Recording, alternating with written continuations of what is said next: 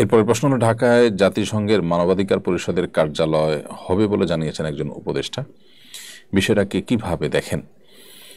দেখুন, এই বিষয়ে ইতিমধ্যে দেশের গুরুত্বপূর্ণ ব্যক্তিবর্গ, গুরুত্বপূর্ণ প্রতিষ্ঠান থেকে নানা ব্যক্তিবর্গ ইতিমধ্যে নানা আশঙ্কার কথা জানিয়েছেন এবং যে সমস্ত আশঙ্কা জানিয়েছেন তারা সেগুলো সামনে রাখলে দিনের আলো মতো পরিষ্কার হয়ে যায় যে আসলে এটিকে আমাদের ওয়েলকাম না করার যথেষ্ট কারণ রয়েছে। বিশেষ করে আমরা জানি পৃথিবীর বিভিন্ন দেশে জাতিসংঘের মানবাধিকার কমিশনের কার্যালয় স্থাপনের ব্যাপারে স্থানীয় যে মূল্যবোধ আছে সেগুলোর বিরুদ্ধে জাতিসংঘের সেই আপনার মানবাধিকার কমিশন অফিস, কান্ট্রি অফিস স্থানীয় মূল্যবোধের বিরুদ্ধে দাঁড়িয়েছে বলে বিভিন্ন অভিযোগ রয়েছে।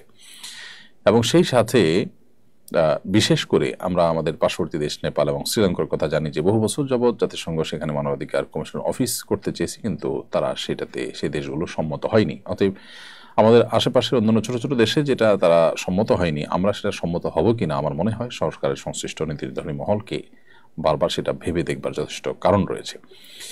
আরেকটা গুরুত্বপূর্ণ বিষয় হলো যে জাতিসংঘের মানবাধিকার কমিশন কান্ট্রি অফিস রয়েছে পৃথিবীর সম্ভবত 17 দেশে বা এর কম বেশি হতে পারে, এবং যে কটা দেশে আছে তার সবগুলোতে, সুদান, অন্যান্য যে সমস্ত দেশগুলো এরকম আছে, সবগুলো দেশেই মূলত গৃহযুদ্ধ বেঁধে আছে, সিভিল ওয়ার, গৃহযুদ্ধ চলছে। এরকম দেশগুলোতে সাধারণত আপনার জাতিসংঘের মানবাধিকার কমিশন অফিস হয়ে থাকে। তো বাংলাদেশে সেরকম কোনো পরিস্থিতি আসলে নেই। এখানে অফিস হওয়ার মানে হলো বাংলাদেশে যে এরকম একটা পরিস্থিতি আছে সেটাকে মেনে নেওয়া।